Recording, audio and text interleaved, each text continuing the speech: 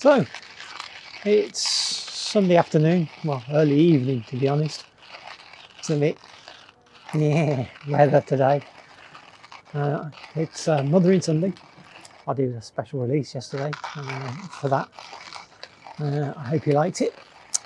And I've come out now, and I've said before that my little sitting here having a rattle, talking randomness to you guys is totally unscripted. It is. It's completely and utterly unscripted. And it's just my thoughts. And sometimes I know what I want to come out here and talk to you about.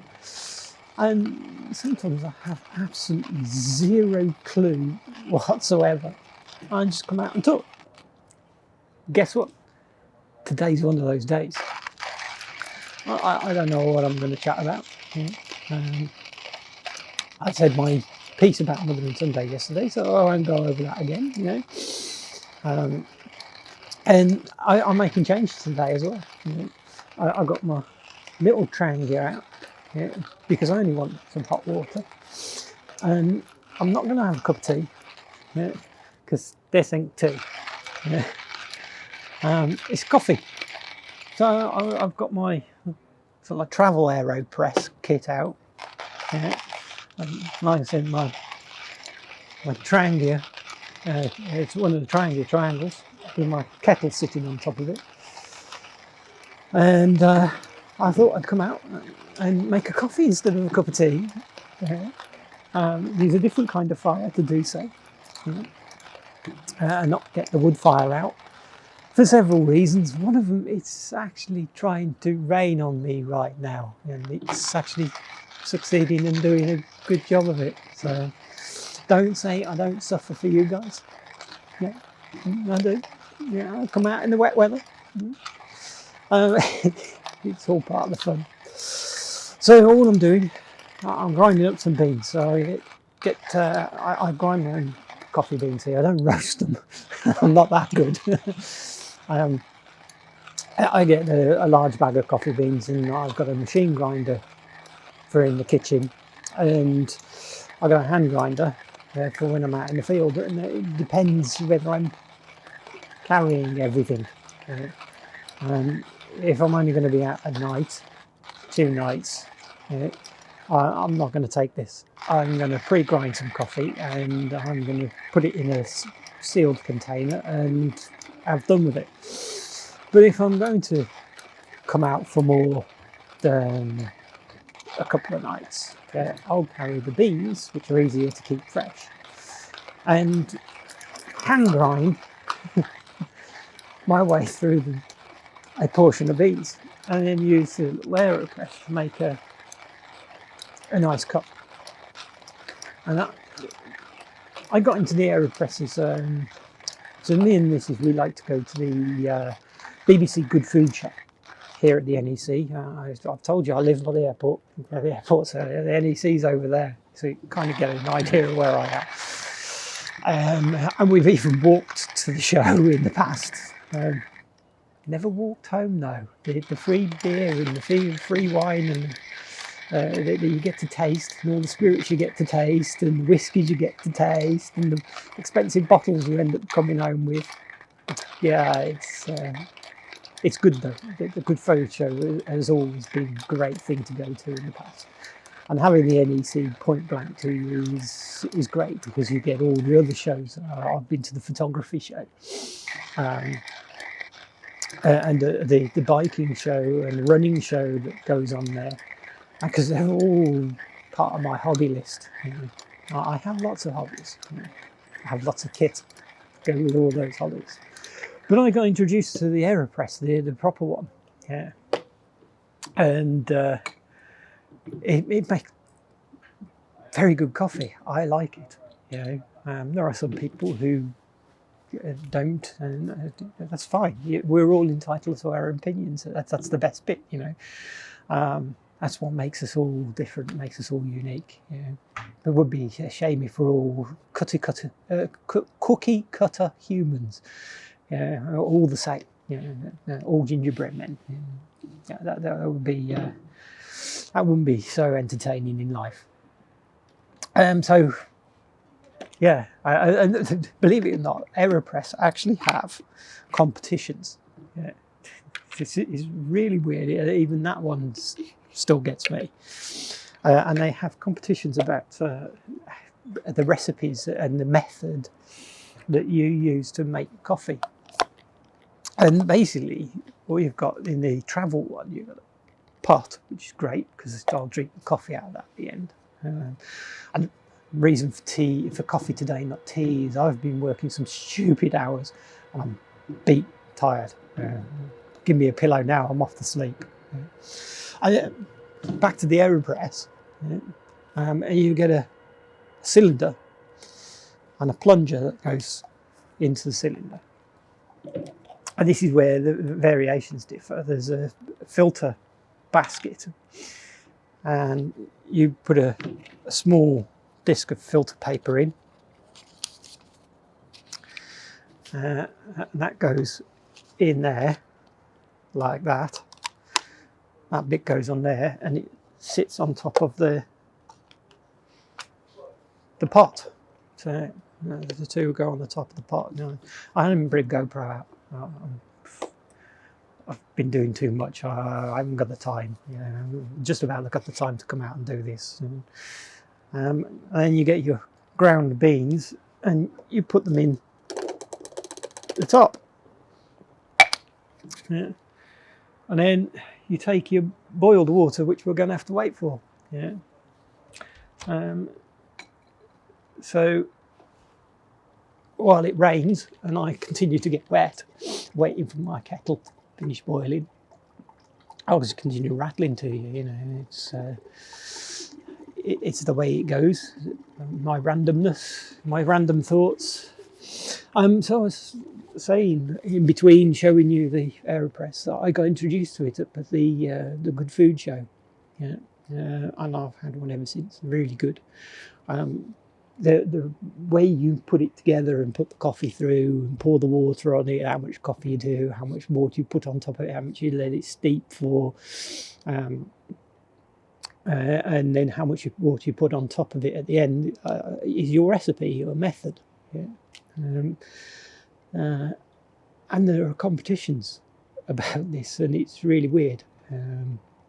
And to the coffee people and the coffee aficionados, it's a great thing, It's something for everybody to enjoy, But I don't think I'll ever get to that standard, Maybe I'll push to an espresso machine at some point in the future with a high-end enough grinder to be able to grind espresso.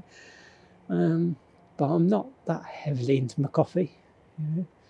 I'll drink it. I'll take the kick off of it, but I'm not hugely into it. If you want to see somebody on YouTube who really knows his stuff about coffee and his coffee beans, as it were, I'll put a link in the description. What's his name? Jeff Holtman, something like that. Memories like a sieve these days. I'm surprised I even remember what I always want to talk to you about. So yeah, having the NEC, these facilities are great, but lockdown, of course, over the last year, there's no gatherings of people, stuff like that. It has put a crimp on their kind of business, and I feel sorry for them. I mean, the NEC was struggling beforehand anyway, but that's for other reasons. This just wouldn't have helped. Anyway, besides, you could probably see it from there. My kettle's now boiling away beautifully. So we have markings down the side of here, and I've put effectively 1 scoop's worth of coffee in here in ground beans, and then you put 1 scoop per person, and then you fill to how many scoops you've got. This is the default recipe. Yeah, so 1 scoop, fill it up to level 1. Yeah, I can just about see that. Yeah, put that back on there for a minute and keep it warm. put that on there, and you get a stirrer in the kit for it, and you give your coffee grinds a stir, and basically all you're doing here is making sure that they all get wet. And then once they're all wet, nicely done, like that, you take that out, and you give it a quick rinse. I'll put some extra water out for that.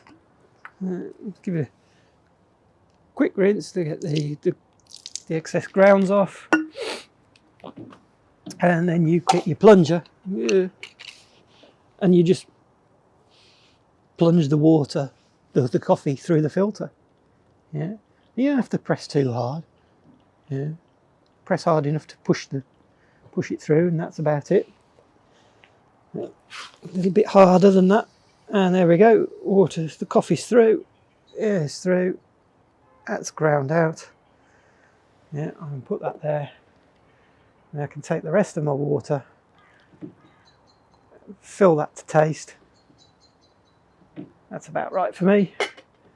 And put the Tranger out. Ooh, ah.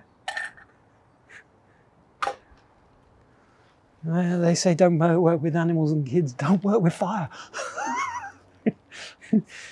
Much more dangerous. and that's a lovely cup of coffee just made up, you know. And it's one of those sort of like luxury items if you were camping. You could take the sachets of coffee powder and creamer, which is your whitener for those in the UK. Creamer is the American term, and take those out. But you'll find that it's okay coffee, you know, it'll wake you up.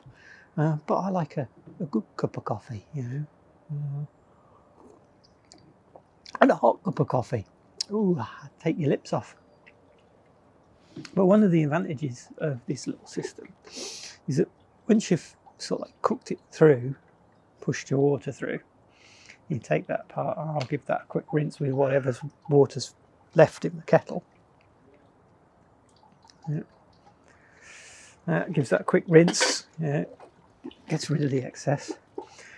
The coffee itself squeezes out.